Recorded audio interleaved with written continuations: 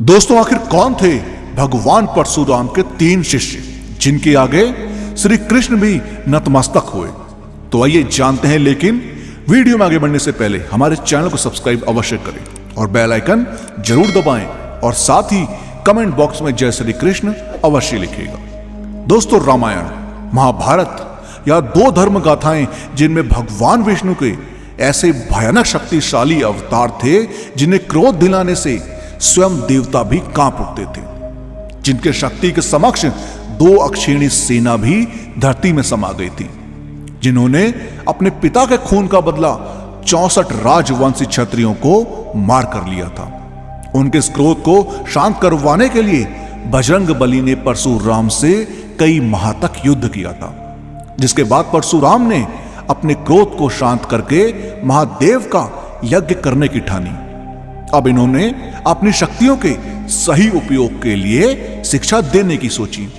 तब भगवान परशुराम ने 3 ऐसे शिष्यों को शिक्षा दी जिन्हें हराने के लिए स्वयं श्री कृष्ण को छल करना पड़ा। अब परशुराम जी के ऐसे दिग्विजय शिष्य यदि कृष्ण कुरुक्षेत्र में ना खड़े होते तो यह तीनों बिना किसी सेना के महाभारत युद्ध को मात्र 5 दिन में खत्म कर देते।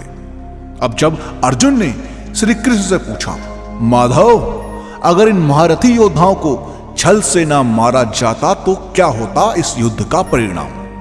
तब कृष्ण कहते हैं, पार्थ, यदि इन योद्धाओं की मृत्यु छल से ना होती तो इन्हें मारना असंभव था, क्योंकि इन 3 योद्धाओं को सारे अस्त्रों शस्त्रों का पूरी तरह से ज्ञान था।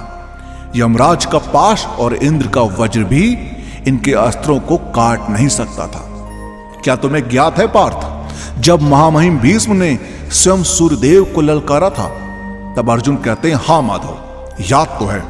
आखिर इतनी शक्ति कैसे माधव की कोई सूर्यदेव को ही ललकारे? तब कृष्ण कहते हैं, इससे कहीं गुना ज्यादा शक्ति महामहिम भीष्म रखते थे।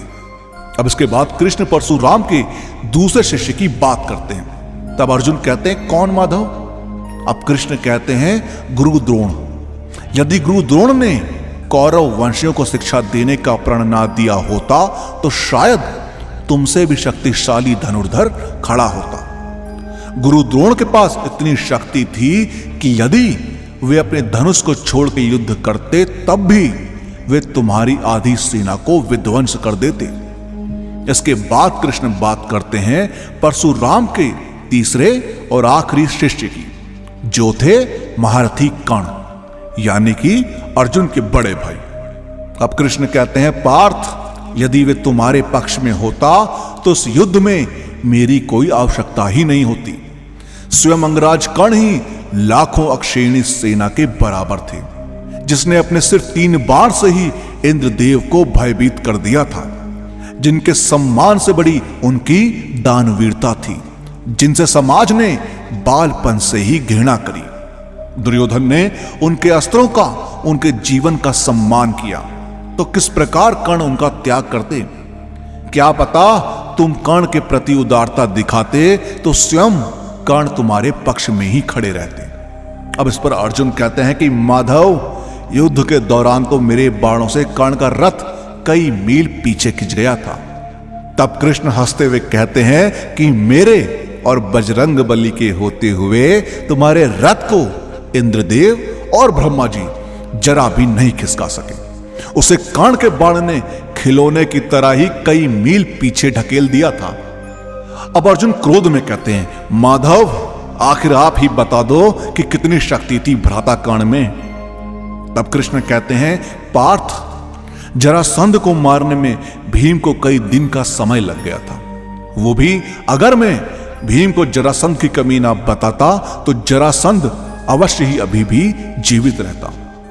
परंतु कर्ण एक ऐसा योद्धा था जिसने बिना किसी की मदद के जरासंध को एक ही दिन में परास्त कर दिया था, और यहां तक कि उसे ज्ञात था कि जरासंध की मृत्यु कैसे होगी, परंतु फिर भी उसने मित्रता के कारण जरासंध को जीवित छोड़ दिया था। और क्या तुम जानते हो पार्थ, यदि कर्ण ना होते तो कितने मासूमों की जान जाती? जिस पर अर्जुन कहते हैं, वो कैसे माधव? तब कृष्ण कहते हैं एक श्राप के कारण।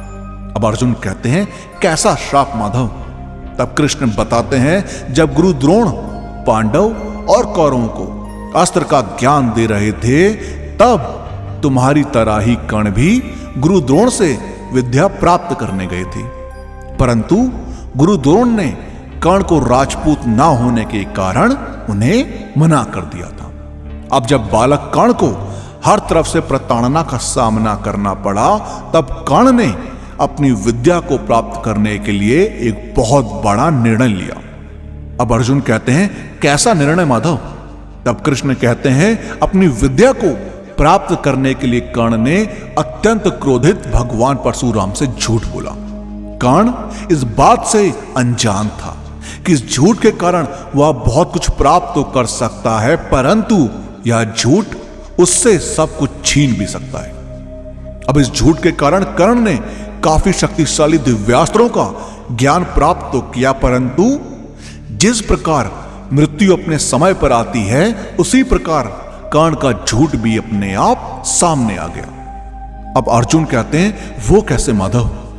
तब कृष्ण कहते हैं जब भगवान परशुराम कर्ण की जगह पर सर रख के सो रहे थे, तभी एक बिच्छू कर्ण के पांव में घाव कर देता है। अब यदि कर्ण हिलते तो परशुराम की नींद खराब हो जाती। इसी कारण कर्ण उसी अवस्था में बैठे रहे, परंतु जब भगवान परशुराम की नींद खुलती है, तब वह कर्ण के घाव और उसकी धैर्यता को देख के समझ जाते हैं कितनी धैर्यता किसी ब्राह्मण में हो नहीं सकती। अब भगवान परशुराम कर्ण से पूछते हैं कौन हो तुम? तब कर्ण कहते हैं मैं सूत पुत्र हूं गुरुदेव। यह सुनकर भगवान परशुराम अत्यंत क्रोधित हो जाते हैं और कर्ण को अत्यंत भयानक श्राप देते हैं कि जिस समय तुम्हें अपनी विद्या की अत्यंत आवश्यकता होगी, उस समय तुम्हें तिनके के बराबर विद्या का भी स्मरण नहीं होगा। जिसके बाद कर्ण अपने गुरु परशुराम के चरण स्पर्श करके चले जाते हैं। तब कर्ण हस्तिनापुर में आते हैं, जहां पांडव और कौरवों का शक्ति प्रदर्शन हो रहा होता है। तब वहां कर्ण को पहला व्यक्ति ऐसा मिलता है जिसने उसे लोगों की लाख प्रताड़ना के बाद भी अपना मित्र बनाया। वह था दुर्योधन। यहां तक कि उसने कर्ण को अपने हिस्से का राज्य भी उपहार स्वरूप दे दिया था।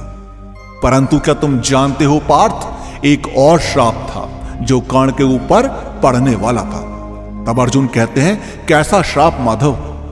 तब कृष्ण बताते हैं जब कर्ण अपने राज्य में गश्त लगा रहे थे, तभी कर्ण से घृणा करने वाले इंद्रदेव ने एक दैत्य को ऋषि मुनि की गाय चुराने को कहा। अब जब वह दैत्य उनके बछड़े को चुराने के लिए भागता है, तब ऋषि अपने बछड़े को वहां ना देख के रोने लगते हैं। अब यह देख के कर्ण उनके पास जाते हैं।